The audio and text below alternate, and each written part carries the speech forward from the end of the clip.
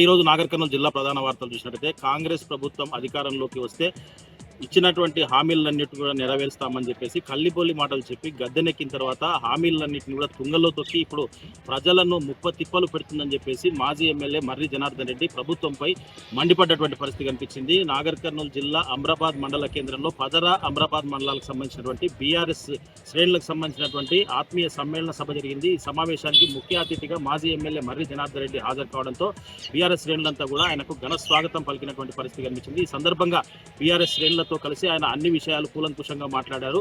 ఈ సందర్భంగా బీఆర్ఎస్ శ్రేణులు మాట్లాడుతూ గతంలో బీఆర్ఎస్ ప్రభుత్వం ఉన్నప్పుడు అన్ని వర్గాల ప్రజలకు అన్ని విధాలుగా బాగుండేదని చెప్పేసి ఇప్పుడు కాంగ్రెస్ ప్రభుత్వం వచ్చాక అన్ని విధాలుగా అన్ని వర్గాల ప్రజలను అనేక ఇబ్బందులు పెడుతున్నటువంటి పరిస్థితి ఉందని చెప్పేసి ప్రతి చోట వివక్ష చూపిస్తున్నారని చెప్పేసి కూడా బీఆర్ఎస్ శ్రేణులంతా కూడా మాజీ ఎమ్మెల్యే మర్రి జనార్దన్ రెడ్డి దృష్టికి తీసుకురావడంతో ఆయన పూర్తి స్థాయిలో ఎవరు కూడా అధైర్యపడాల్సిన అవసరం లేదు, రాబోయేది వచ్చేది బీఆర్ఎస్ ప్రభుత్వమే కాబట్టి పోలీసులు కూడా కొంతమంది అత్యుత్సాహం ప్రదర్శిస్తున్నారు, మీరు వాళ్ళంతా కూడా జాగ్రత్తగా ఉండాలి, వచ్చేది కేసీఆర్ ప్రభుత్వము, ఎవరిని అయినా అని బీఆర్ఎస్ కార్యకర్తలను నాయకులను ఇబ్బందులకు గురి చేస్తే చూస్తూ సహించలేమని చెప్పేసి కార్యకర్తలకు నాయకులకు అంతా కూడా అండగా ఉంటామని చెప్పేసి ఏదైతే కాంగ్రెస్ ప్రభుత్వం ఇచ్చినటువంటి హామీలు ఏవైతే ఉన్నాయో అవన్నీ కూడా అమలు చేసే వరకు కూడా మెడలు వంచి ప్రభుత్వంపై పోరాటం చేస్తామని చెప్పేసి కూడా మాజీ ఎమ్మెల్యే మర్రి జనార్దన్ రెడ్డి ప్రభుత్వాన్ని హెచ్చరించడంతో పాటు కార్యకర్తలకు నాయకులకు భరోసా కల్పించినటువంటి పరిస్థితి అమ్రాబాద్లో కనిపించింది.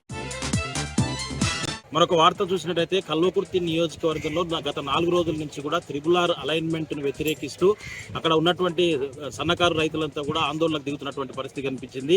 ఈరోజు కల్వకుర్తి నియోజకవర్గంలోని తలకొండపల్లి మండల కేంద్రంలో త్రిబుల్-ఆర్ అలైన్మెంట్కు వ్యతిరేకంగా అక్కడ ఉన్నటువంటి భూములు ఎవరైతే నష్టపోతున్నారో ఆ రైతులంతా రైతు వ్యవసాయ సంఘం నాయకులతో కలిసి కూడా వాళ్ళు పెద్ద ఎత్తున భారీ ర్యాలీని నిరసన ర్యాలీ నిర్వహించి అక్కడి నుంచి చౌరస్తా వద్ద కూడా ధర్నా చేసినటువంటి పరిస్థితి కనిపించింది. అక్కడి నుంచి ఎంఆర్ఓ కార్యాలయం వద్ద నిరసనకు దిగినటువంటి పరిస్థితి కనిపించింది. ఈ సందర్భంగా సన్నకారు ఎవరైతే భూములు పోతున్నాయో వాళ్ళంతా కూడా మాట్లాడుతూ ఎట్టి పరిస్థితుల్లో మా భూములు ఇచ్చే ప్రసక్తి లేదు, మా ప్రాణాలైనా ఇస్తాం కానీ భూమి ఇచ్చే ప్రసక్తి లేదు, ఇది కావాలనే ఉద్దేశపూర్వకంగానే పేదల భూములు దోచి పెద్దలకు పెట్టాలనే దురుద్దేశంతోనే ఈ అలైన్మెంట్ మార్చారని చెప్పేసి దీనికి స్థానికంగా ముఖ్యమంత్రితో పాటు స్థానిక ఎమ్మెల్యే కసిరెడ్డి నారాయణ రెడ్డి కూడా బాధ్యత వహించాలని చెప్పేసి వాళ్ళు పెద్ద ఎత్తున ముఖ్యమంత్రి రేవంత్ రెడ్డితో పాటు ఎమ్మెల్యే కసిరెడ్డి నారాయణ రెడ్డి పైన కూడా ఆగ్రహం వ్యక్తం చేసినటువంటి పరిస్థితి కనిపించింది. ఒకవేళ అలైన్మెంట్ మార్చే ఉద్దేశమే ఉంటే మా ప్రాణాలైనా తీసుకోండి కానీ భూములు మాత్రం ఇచ్చే ప్రసక్తే లేదు, ఇప్పటికైనా పునరాలోచించి అలైన్మెంట్ను మార్చే